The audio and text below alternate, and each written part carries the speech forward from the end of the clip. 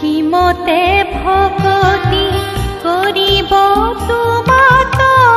Hari Hari Hari Hari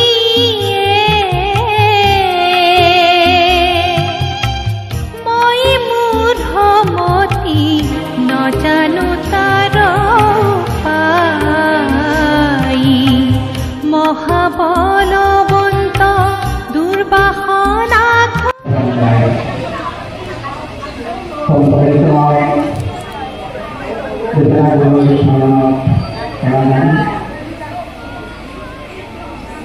Kawan saya kepala Primas Guru, kawan saya kepala Yoga Mandira Suri Serta kawan. Semua personal saya, ekor Bani Guru, kalau mereka lolos lagi naik nanti,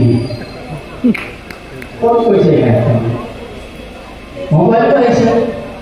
और आपके आजी मैं इंदौर भगवान यही double है आजी ये भगवान की राखी तो ताने दिन तो ताने गोपालदान और उत्सवदा धरू तेरे तो मनोभाव चली नहीं हमार उत्तर ताने ना कष्ट होगी धोते धरी आस्था निष्ठा करें कोई से तो हमारे लाइजर पड़ा के इतनी आसान जोड़ता है अपन ने तेरे प्रश्न हम আমি গতানুগতিকভাৱে কিমান বছৰে সংগঠনে মাজতে গোপালতা ঠাকুৰতা কৰ্মচাৰী আটাবলৈ ঘূৰি নাযায় আছোঁ হয়তো এটা দিন ওলাইছে বাকী কিতাপকে ওলাই কিন্তু আজি নতুন প্ৰজন্মই কি লৈ বৰ্তি আছে কি ভৱিষ্যতে গোপালতাৰ কিমানখিনি যোগ্য উত্তৰ ৰূপে তেওঁলোকে পাৰিছে পাৰিব সেইটো মতে বৰ ডাঙৰ প্ৰশ্ন আজি এণ্ড্ৰইড মোবাইল ফোন লৈ তেওঁলোকে আছে মোবাইল লাগিবই কিন্তু মাৰ্টিন কুপাৰ যিজনে এণ্ড্ৰইড মোবাইল ফোন আৱিষ্কাৰ কৰিছে তেওঁ এটা কথা কৈছে যে মোবাইল ফোন লৈ চেলুলাৰ মোবাইল ফোন তাকে বহুত আগতে হৈ আছে তেওঁ 10 চনত চেলুলাৰ মোবাইল আৱিষ্কাৰ কৰিছিল মাৰ্টিন কুপাৰ এজন ইঞ্জিনিয়াৰ আমেৰিকান ইঞ্জিনিয়াৰ তেওঁ বিবিসি সাক্ষাৎকাৰ কৰিছে যে মোবাইল মই আৱিষ্কাৰ কৰিছোঁ ভাল কৰিছোঁ কিন্তু মোৰ এটা অনুশোচনা লাগিছে যে মই মোবাইল 5% ব্যৱহাৰ কৰোঁ কিন্তু মই প্ৰায় 1 ঘণ্টা ব্যৱহাৰ কৰোঁ আৰু আজি নৱপ্ৰজন্মৰ লগতে কিছু পুৰণি প্ৰজন্মই ব্যৱহাৰ কৰে 24 ঘণ্টা 18 ঘণ্টা মোবাইল লৈ থাকে আমি যান্ত্ৰিক যুগৰ যান্ত্ৰিকতাৰ যদি ভাই যাওঁ তেতিয়াহ'লে কিন্তু আমি শংকৰ মাধৱ ভাৰতীয় আটাবোৰ মহল আমি কিন্তু তেওঁলোকৰ ঐতিহ্য উঠাই যাব পাৰোঁ সেইজন মাৰ্টিন কুপাৰে এটা কথা কৈছে মোবাইল লোৱা আপুনি মোবাইল লাগিবই কিন্তু এটা বৰ ডাঙৰ কথা কৈছে যে এম্ব্ৰেছ লাইফ জীৱনক আঁকোৱালি লোৱা ডাঙৰ কথা কৈছে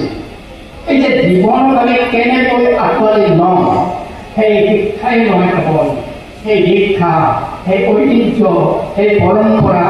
আমাক মহাপুৰুষ দুজনা গুৰুৰ লগতে আটা পুৰুষ সভাবিষয়া গোপালতা নাৰায়ণ ঠাকুৰ এটা পদলা এটা মুঠৰ এটা ধুনা এটা বৰ এই কথাখিনি আমি এনেকৈ নৱপ্ৰজন্মক এইটো চিন্তা নহয় চিন্তা ইয়াৰ ফলত নহয় বহুত মানুহে কিন্তু ডেকা ল'ৰা ছোৱালী খুব কম থাকে আমি তাক কেনেকৈ ক্ষতি দিম আজি ধুনীয়া গাঁৱৰ নেতৃত্ব অতি সুন্দৰকৈ ছোৱালীবিলাকে বৰগীত গাইছে বৰ সুন্দৰ হৈছে এই কিতাপখন যিখন ভৱানীবৰীয়া গোপালতাৰ গীতৰ কিতাপ তাত কেইজনৰ ঘৰত আছে ভৱানীবৰীয়া গোপালতাৰ জীৱনীমূলক কিতাপ আপোনালোকৰ কাৰ কাৰ ঘৰত আছে যদিহে নাই তাৰলৈ আমি কিন্তু ল'ব লাগে আপোনালোকে ৰামকৃষ্ণ মিছনত যাওক তাত মই 1968 চনত কিতাপ কিনিছিলোঁ সৰু 4 ডাঙৰ কিতাপ হৈছে ইংৰাজী দাস টেক স্বামী বিবেকানন্দ দাস টেক ৰামকৃষ্ণ পৰমহংস কিন্তু তাহলে তেওঁলোকৰ নামটো থাকে না আমাৰ তাৰ লগত কিন্তু দাস টেক জিসাস ক্ৰাইষ্ট দাস টেক হযৰত মুহাম্মদ এইবিলাক কিতাপ আছে দৃষ্টিভংগী উদাৰ কথাটো আমি আজি দিনে দিনে ঠেক হৈ যাব ধৰিছোঁ ঠেক হৈ গৈছে সেই শিক্ষা লগতে সেই শিক্ষা সেইজনে আটাক লোকে দিছিল নে গুৰুসকলে দিছিল নে আটা মানে কি আত্মপ্ৰত্যক্ষ পুৰুষ এই যে আত্মপ্ৰত্যক্ষ পুৰুষ বুলি কৈছে কম খেলা বেচা কথা নহয় মই ডাঙৰ দীঘল হৈছোঁ 11.5খন সত্ৰৰ মাজত মোৰ তাহতে এখন সুন্দৰী সত্ৰ আছে মই সেইখনক আধা সত্ৰ বুলি ধৰি দিছোঁ বাকী 11খন সত্ৰ মোৰ 4 আছে তেনেহ'লে মই আটা পুৰুষ কি হ'ব পাৰে এটা হেমলেটৰ এটা উক্তি আছে মই অকণমান আধুনিক ল'ৰা ছোৱালীবিলাক বহুত উদ্দেশ্য কৰিছোঁ there is something wrong in this life but then not কিবা এটা কেৰণ ৰৈ গৈছে আমাৰ জাতিগত জীৱনত কিবা এটা কেৰণ ৰৈ গৈছে সেই দিনটো আমি আজি এই স্মৃতিচাৰণ সমাজে আচলতে স্মৃতিচাৰণ এখন শ্ৰদ্ধাঞ্জলি দিয়া সভা স্মৃতিচাৰণ ক'ত হয় যিজন মানুহক মই লগ পাইছোঁ 1900 সান্নিধ্যলৈ তেওঁৰ স্মৃতিচাৰণ কৰিলোঁ এইখন আচলতে আজি মোৰ বিবেচনা এইখন শ্ৰদ্ধাঞ্জলি জ্ঞাপন সেইকাৰণে সম্বোধন কৰিছোঁ এইখন শ্ৰদ্ধাঞ্জলি জ্ঞাপন আমি তেওঁলোকক দেখা নাই কিন্তু হয় এটা অৰ্থত হয় আমি কিতাপ পত্ৰৰ মাজেদি তেওঁলোকৰ স্মৃতিচাৰণ কৰিম কিন্তু এই স্মৃতিচাৰণত আমাৰ সহযোগী অৱশ্যে এজন আছে সম্পাদক ডাঙৰে গোটেই ডেকাসকলৰ প্ৰতিনিধিত্ব কৰি তেওঁলোকে যদি আমাৰ প্ৰতিনিধি আছে নহয় এই আমাৰ সভাপতি মহোদয়ক গঢ়ি উঠা কৰি আছে অনুষ্ঠানটো ঠিক নহয় কিন্তু এই প্ৰশ্নটো ইতিমধ্যে সময় নহওঁ কিন্তু এই যে এটা ধৰ্মৱৰ্তী কাল কৈছিল শ্ৰীমন্ত শংকৰদেৱ পূৰ্ণৱৰ্তী কাল বুলি কৈছিল মাধৱদেৱক আৰু পৰিপূৰ্ণ কাল কৈছিল এই আপোনালোকৰ ঐতিহ্য আমাৰ লগত জানেনে নৰনাৰায়ণ 4খন মহানগৰ পাতিছে বৰনগৰ নামেই তাৰ পৰিচয় নৱনগৰ এখন হাউলি বৰ্তমানৰ হাউলি আৰু এই ভৱানীপুৰ কালজা এই যে ঐতিহ্য হয় আমি অতীতলৈ ফিৰি যাব নোৱাৰোঁ আমাৰ স্থিতি বৰ্তমানত কিন্তু আমাৰ দৃষ্টি হ'ব লাগিব ভৱিষ্যতৰ কিন্তু অতীতত যদি পাহৰি যাওঁ যদি কৃপাক আমি অৱহেলা কৰোঁ কৃপাৰ প্ৰতি যদি উদাসীন হওঁ তেতিয়াহ'লে আমাৰ স্থিতি নৰব গতিও নাই গতিকে আমাৰ এটা স্থিতি লাগিব সেই স্থিতিটো ক'ৰ পৰা আহিব অতীতৰ যে মহা ঐতিহ্য আছে সেই ঐতিহ্য সম্ভাৰৰ যদি খা খবৰ আমি নাৰাখোঁ আপোনালোকে ৰাখিছে খুব ভাল কথা কিন্তু এই আপোনালোকৰ জ্ঞান কথা এই আপোনালোকৰ ইচ্ছা এই আপোনালোকৰ যে সমস্যা এই আপোনালোকে সংসাৰিত নতুন পৰিৱেশলৈ যেনেকৈ নকৰক সেইকাৰণে আধুনিক যুগৰ যেনে মাধ্যম প্ৰচাৰ মাধ্যমৰ মাজলৈ ব্যৱহাৰ কৰক আমি কৰিব লাগিব এই গীত মাতবিলাকৰ ধুনীয়া আছে মোবাইলৰ যোগেদি এইবিলাক প্ৰচাৰ প্ৰসাৰ কৰাৰ ব্যৱস্থা কৰক ল'ৰা ছোৱালীবিলাকক কওক যে মোবাইলটো বহুত ভাল কথা আছে মোবাইল লাগিবই টিভি লাগিব ইণ্টাৰনেট লাগিবই ইতিমধ্যে গুৰুৱে কৈছে যে এইজনে জানে ভাৰতবৰ্ষৰ যদি বেংগলত জন্মগ্ৰহণ কৰি তেতিয়াহ'লে কিমান তেওঁ গোটেই বিশ্বতে জনাজাত হ'ল এইবিলাক আমাৰ ৰাজ্যে কৰিবলৈ হ'লে আমি আজি যথাযোগ্য উত্তৰাধিকাৰী হ'বলৈ হ'লে আমি কেনেকুৱা ধৰণে কাৰ্য ব্যৱস্থা গ্ৰহণ কৰিম মই এটা অনুৰোধ কৰিছোঁ আপোনালোকক যে ভৱিষ্যতে মই যেতিয়া সেই 4 কিনিছিলোঁ ৰামকৃষ্ণ পৰমহংসৰ বাণী 4 কিনিছিলোঁ বিবেকানন্দৰ বাণী আজিকালি শংকৰদেৱ মাধৱদেৱৰ ৰচনা বুলি কিনিবলৈ 500 টকা 600 টকা 1000 টকা 2000 টকা দাম দিয়ে আমাৰ দুখীয়া মানুহে কেনেকৈ কৰিব আমাৰ এনেকুৱা কিতাপ আছে যে 1 টকা নালাগে আজিকালি 5 টকা হ'ব আমি ৰামকৃষ্ণ মিছন চেণ্টাৰত যদি 1 টকা লাগেই আপোনালোকে বাণী পাব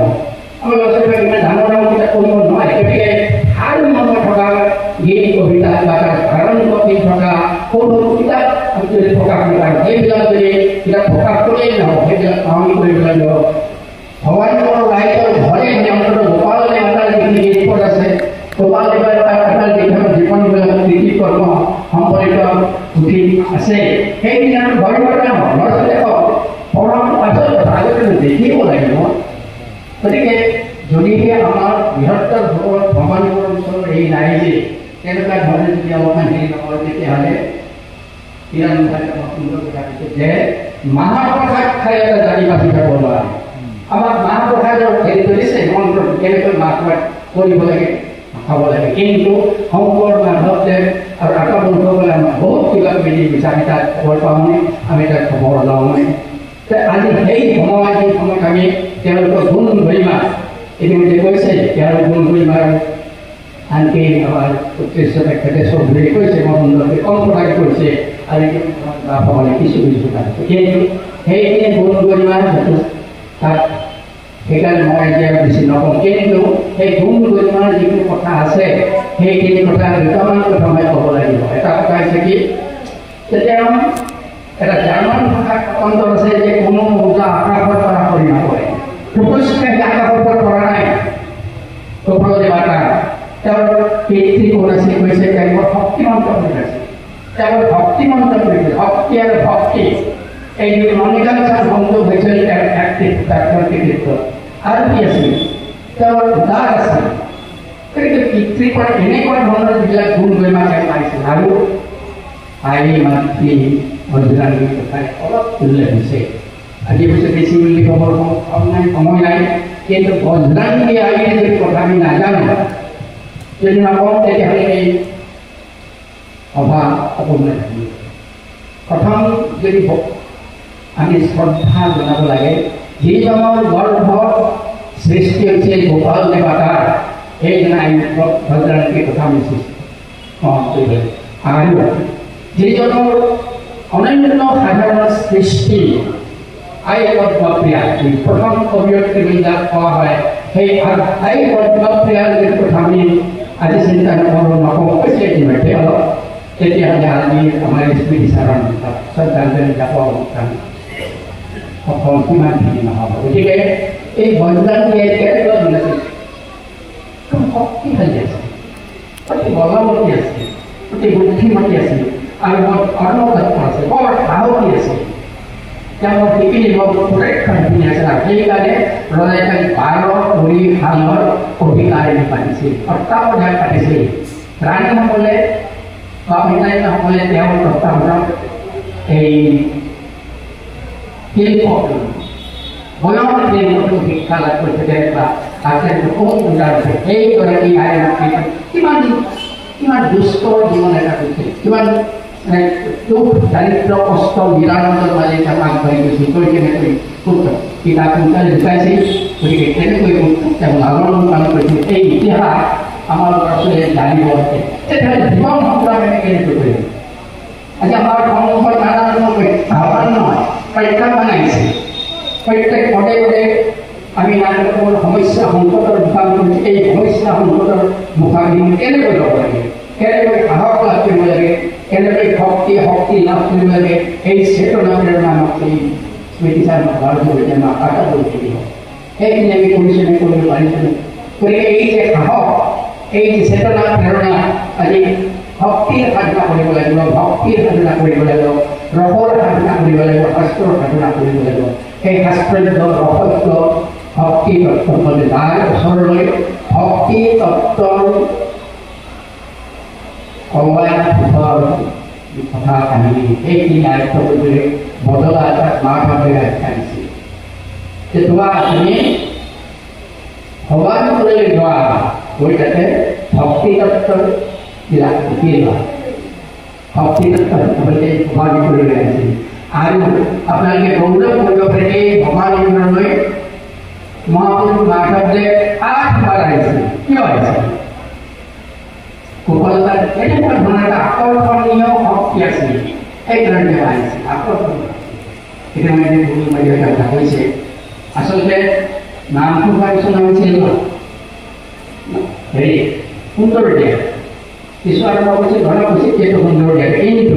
এই যে 8 বাৰ আহিছিল আৰু থকাকৈ আহিছিল, সেই সময়ত নিশ্চয় এই ভগৱানৰ গুৰুত্বপূৰ্ণ স্থানত তেওঁ কেইটিমান কথা মাধৱদেৱ নামটো পাইছিল। আজি গুৰুবাৰী এটা কথা কৈছে যে আজি আচলতে মুঠৰ এটা পূজা এটাৰ পত্নী হৈছে, মই সেইবিলাক কথা ক'বলৈ নাজানো, কিন্তু মই এটা কথা কওঁ যে এই যে আই পদ্মপ্ৰিয়া আপোনালোকে যদিহে এই মগজলৈ যায় নাপাব। আমাৰ জীৱনত বুদ্ধিবৃত্তি আৰু হৃদয় বৃত্তিৰ অনেকাংশ সংযোগ সাধন কৰিব। যিটো সংযোগ সাধন আমাৰ আটাকৈ ভাল কৰিছে বিশেষকৈ আপোনাৰ যদি অনুভৱী এটা মন লৈ পুৰণ ভৱানীপুৰলৈ নাযায়, কাউজাৰলৈ নাযায়, ইয়ালৈ নাহে, বৰপেটা সত্ৰলৈ নাযায়, গুৱাহাটী সত্ৰলৈ, তেতিয়াহ'লে বহুত কিবা কিবি আমি বিচাম। সেইটো অন্তৰখন লৈ যাব লাগিব, এটা অনুভৱী জীৱন লৈ যাব লাগিব। যান্ত্ৰিক জীৱনৰ যান্ত্ৰিকতাত প্ৰতিভাই গ'লে নহ'ব। কিন্তু যদি কথাই কৈছিল মই যন্ত্ৰযুগৰ মহান মন্ত্ৰ ল'ম, এই যন্ত্ৰযুগৰ মহান মন্ত্ৰ আমি ল'ব লাগিব। আৰু সেই কেইটিক সংগীত আমাৰ মহাপুৰুষৰ মাজতে গতিকে এনেকুৱা এটা ঐতিহ্যমণ্ডিত যিটো স্থান ভৱানীপুৰ, সেই ভৱানীপুৰৰ ঐতিহ্যটো ৰক্ষাৰ কাৰণে তেখেতসকলে চিন্তা চৰ্চা কৰিছে। আৰু এই ক্ষেত্ৰত তেওঁলোকে নানা ৰূপত হেৰি কৰিছে। এই ক্ষেত্ৰত আপোনালোকে সহায় কৰক, সহযোগ কৰক বিভিন্ন ধৰণে। আজি যদি আমি এটা দি যদি ভোপালাতাৰ নামত নিদিওঁ, কাৰ কাৰণে দিম? ভৱানীপুৰ যদি ভৱানীপুৰ হৈ আছে, কাৰ কাৰণে আছে? বৰপেটা যদি বৰপেটা হৈ আছে, কাৰ কাৰণে আছে? আপোনালোকে জানে সুন্দৰ যেতিয়া মাধৱদেৱ আছিল তেতিয়া